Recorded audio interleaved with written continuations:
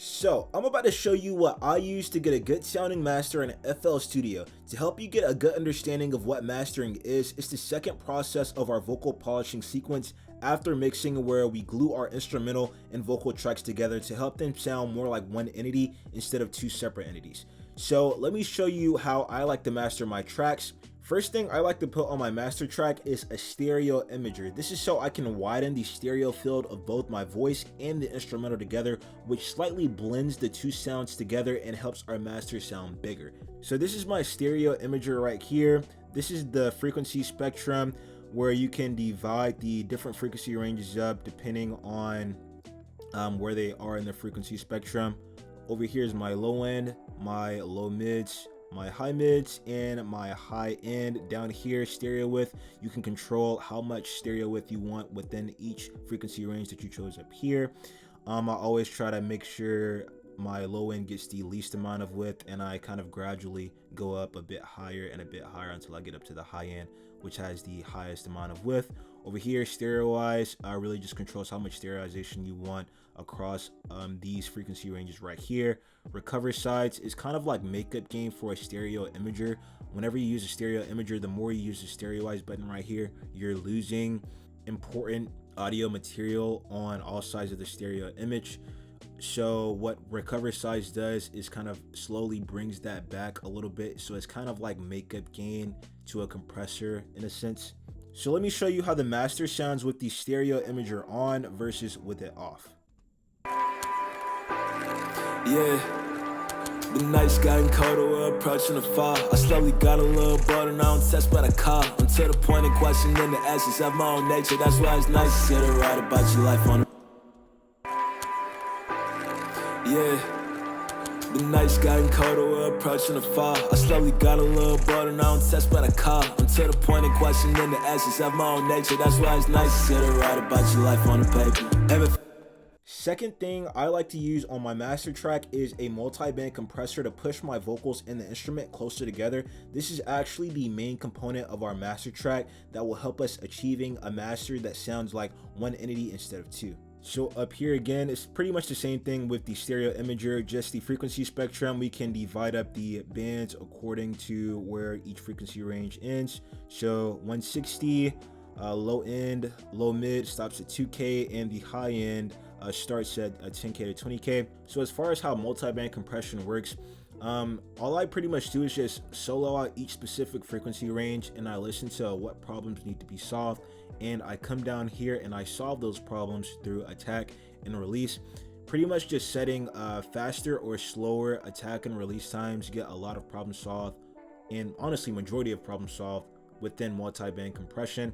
That's pretty much all you need to do, and come over here, adjust your threshold to the point where you're getting at least about 1 decibel of gain reduction, 1 to 2 decibels of gain reduction. It really just depends on what type of sound you want out of this master. I normally go for about 2 decibels of gain reduction out of each frequency range to ensure my instruments and my vocals are actually getting glued together and sound as close as they possibly can.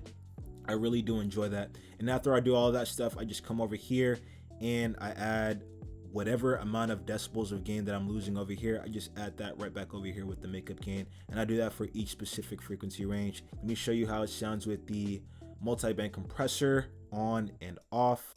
Yeah, the nights gotten colder, we're approaching the fall. I slowly got a little bored and I don't test by the call. Until the point of questioning the... Yeah, the nights gotten colder, we're approaching the fall. I slowly got a little bored and I don't test by the call. Until the point of questioning the essence of my own nature. That's why it's nice to sit around. Yeah, the nights gotten colder, we're approaching the fall. I slowly got a little bored and I don't test by the call. Until the point of questioning the essence of my own nature. That's why it's nice to sit and write about your life on the paper. Ever feel like you're a candy that's been drained of its flavor? That's how I felt when working shifts and little tip. See, I like that. Sounds nice and glued together. Third thing I like to use on my master track is dynamic EQ to get control of any frequency imbalances between my vocal and the instrument track. Using dynamic EQ is the best way to ensure we have maximum frequency control over our master. So as you can see, I kept the adjustments very minimal within my dynamic EQ on this master. And the main reason why you want to always make sure to keep these adjustments minimal is because with each adjustment you make right here, it will make a big difference within the master. So let me just do a little rundown over each specific thing that I did for this EQ. So as you can see right here, for my adjustments on this dynamic EQ, I made sure to keep everything very minimal. And the reason why I wanted to do that is because whenever we make any type of adjustments on the master track, especially if they're big adjustments, it'll make also a big difference into what you're hearing from that master. So when it comes to dynamic EQ, we want to always make sure we do the most minuscule of minuscule in adjustments to really just pick up those slight frequency imbalances. There shouldn't really be any major frequency imbalances at this point in your whole mixing and mastering stage anyway. So you kind of just want to make sure you get those little tiny frequency imbalances under control. How I like to do that is coming over to each frequency band, soloing out that frequency band and just sweeping it across the frequency range and listening for what may need adjusting. And I normally always try to do additive EQ on the master. I normally don't like to take away from the master unless I like absolutely really need to, but majority of the times I always just do additive EQ on the master. In this case, I wanted a wider sounding low mid frequency range area, just a tiny bit. And how I did that was adding a 0.4 decibels of gain, very small at 737 hertz. Another thing that I did was come over here to this 14 hertz range, added another 0.4 decibels of gain for my presence and fullness. That's literally the only thing that I did over here. Literally the only thing I did. Also, another thing I forgot to mention is on these two bands right here, I have upward expansion mode for my dynamic EQ instead of the downward compression mode, where it like attenuates those frequencies that we have either boosted or cut right here. Next thing I did in this master track was add another EQ and just did some basic adjustments. All I did over here was just took out the low end with a nice high pass filter, boosted the high end with a little bit of a high shelf filter, but you see these adjustments are very minimal, still 0.4 decibels of added gain. And over here, I'm not even adding any gain at all. I'm just taking out the low end. Taking out the low end doesn't really do anything majority of the time. I just did it to make myself feel more comfortable with this master. So the fourth thing that I used on this master was an exciter, and I used an exciter on this master to give it a bit more pizzazz. If you don't know what an exciter is, it's just a tool that adds harmonic distortion to whatever frequency ranges of your choosing. Up here, just like how all the other mastering plugins have, I have a frequency spectrum right here, and you can divide the frequency spectrum up however you like to. I've been running with the same theme as far as the frequency spectrum: 160 low end, this is my low mid, and high end. Down here is where you control the different frequency ranges from the distortion in the different frequency ranges. This controls the amount of distortion you want. You can also control what type of distortion you want. And this little knob right here just controls how much it gets turned up or down in the mix. And that's pretty much it. Just figure out some nice distortion that you really like for your vocals and turn it up or down, or do whatever you want to with it. Turn down the mix, blend everything together nicely. So as you can see down here, I have all my exciter adjustments for my mix turned down very low. And the reason why that is because when you're using too much exciter on the master, it can take away from the body of your master track, which is the last thing you want to do. We're striving for minuscule adjustments here. So I wanted to make sure I just gave each frequency range a little bit of a pop to make it sound interesting when I go in the car and listen to it. Very nice. It turned out really nice. Let me show you how everything sounds with the exciter and the dynamic EQ now. Yeah, the nights gotten colder, we're approaching the fall. I slowly got a little bored and I don't test but I call. I'm to the point of questioning the essence of my own nature. That's why it's nice to sit and write about your life on the paper. Ever feel like you're a candy that's been... So let me turn them both off really quick so you can hear the difference. Yeah. The nights gotten colder, we're approaching the fall. I slowly got a little bored and I don't test but I call. I'm to the point of questioning the essence of my own nature. That's why it's nice to sit and write about your life on the paper. Ever feel like you're a candy that's been drained of its flavor? That's how I felt when we're... Yeah, the nights getting colder, we're approaching the fall. I slowly got a little bored and I don't test but I call. I'm to the point of questioning the essence of my own nature. That's why it's nice to sit and write about your life on the paper. Ever feel like you're a candy that's been drained of its flavor? That's how I felt when working shifts and little tips as a waiter. Fifth thing I like to do is add a bit of reverb if necessary to add a little spaciness to my master, which will in turn give the perception that our vocals and the instruments are coming from one place instead of two places. All I did for this reverb, I didn't really have to adjust my reflections plate in Hall too much at all. This knob right here, how Neoverb works, you can control where your reverb is and kind of slide through all these different options you have right here for reverb from right here. For instance, the blue reflections, the pink plate, and the Hall is right over here. And you can blend between all these different types of reverbs and create a reverb that you really like.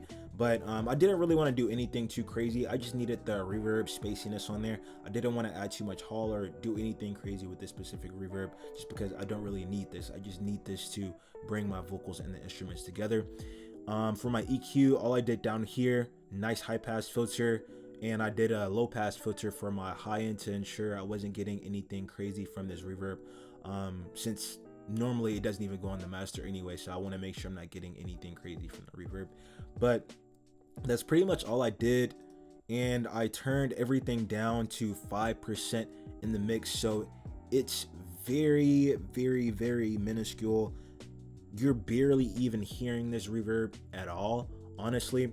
I've had it turned on this whole time. I don't know if you've noticed it or not, but I'm gonna turn it on and I'm gonna turn it off so you can kind of get the difference in how it kind of just brings everything together. Yeah, the nights getting colder, we're approaching the fall. I slowly got a little bored and I don't test but I call. I'm to the point of questioning the essence of my own nature. That's why it's nice to sit and write about you. Yeah, the nights getting colder, we're approaching the fall. I slowly got a little bored and I don't test but I call. I'm to the point of questioning the essence of my own nature. That's why it's nice to sit and write about your life on the paper. Yeah, the nights getting colder, we're approaching the fall. I slowly got a little bored and I don't test but I call. I'm to the point of questioning the essence of my own nature. That's why it's nice to sit and write about your life on the paper. Ever feel like you're a candy that's been drained of its flavor? Yeah, the nights getting colder, we're approaching the fall. I slowly got a little. Fifth thing I like to do is use a maximizer for helping achieve tonal balance. Over here you can control what type of modes you want your maximizer in. I always like to choose this one right here. Over here you have soft clip and transient emphasis. These are really the adjustments that you use to add the tone and color to this master. So over here, soft clip, I always like to add a little bit of this because it adds a tiny bit of warmth to the master depending on how you use it. I like to use transient emphasis as well because it really shapes our master and adds to our tone, giving us a nice sounding master. Over here in the master, we can turn on true peak. It really just prevents clipping. And over here I have my threshold and I have my ceiling. Ceiling is the maximum output of this specific maximizer, and threshold is where the maximizer begins its limiting. Came over here and I added a limiter. Over here in this specific limiter, I can choose between 3 different types of limiters. Over here I chose modern. Did the same thing that I did with the maximizer. True peak, added a little bit of character, and that was it. Let me show you how everything sounds with versus without the maximizer and the limiter. Yeah, the nights getting colder, we're approaching the fall. I slowly got a little bored and I don't test but I call. I'm to the point of questioning the essence of my own nature. That's why it's nice to sit and write about your life on the paper. Ever feel like you're a candy that's been drained of its flavor? That's how I felt when working shifts and little tips as a waiter. Now I struggle searching endlessly for constant relief. Yeah, the nights getting colder, we're approaching the fall. I slowly got a little bored and I don't test but I call. I'm to the point of questioning the essence of my own nature. That's why it's nice to sit and write about your life on the paper. Ever feel like you're a candy that's been drained of its flavor? That's how I felt when working shifts and little tips as a waiter. Now I struggle searching endlessly for constant relief. And all these bad habits, I wish I could. Now the last thing that I do sometimes, just because it can be useful in some situations, involves me using Soothe 2 on the master track. So the Soothe 2 is a plugin for frequency control. If we're being technical about what the plugin is, it's a dynamic resonance suppressor, meaning that when this plugin detects distortion within a sound wave, it suppresses it down depending on your desired settings. Using this on the master can make it sound smoother and richer depending on what adjustments you choose to make.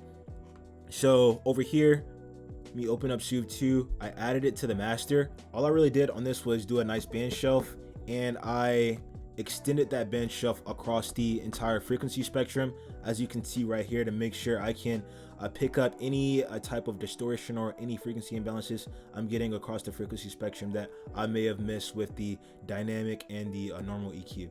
And I have the depth turned up to 3%. Normal adjustments over here: sharpness, selectivity, attack and release times is pretty similar to like a multi-band compressor, help you think about it a little bit better. And I have it turned down really low in the mix to 18%, helps everything sound nice, rich and smooth. Let me show you how this sounds with versus without the Soothe 2. Yeah. The nights getting colder, we're approaching the fall. I slowly got a little bored and I don't test but I call. I'm to the point of questioning the essence of my own nature. That's why it's nice to sit and write about your life on the paper. Yeah. The nights getting colder, we're approaching the fall. I slowly got a little bored and I don't test but I call. I'm to the point of questioning the essence of my own nature. That's why it's nice to sit and write about your life on the paper. Yeah. The nights getting colder, we're approaching the fall. I slowly got a little bored and I don't test but I call. I'm to the point of questioning the essence of my own nature. That's why it's nice to sit and write about your life on the paper. Ever feel like you're a candy that's been drained of its flavor? That's how I felt when working shifts and little tips as you waited. Now I struggle searching endlessly for constant relief, and all these bad habits I wish I could shove them beneath. But all right, everyone, that is how I master my track. Now, if you're a beginner looking to learn how to mix your vocals in FL Studio, hit the link in my description and I'll give you a detailed step-by-step tutorial on how to do just that, which I can guarantee will 5 times the speed in which you progress. Hope you all got a lot of value out of this video. I'll catch you in the next one.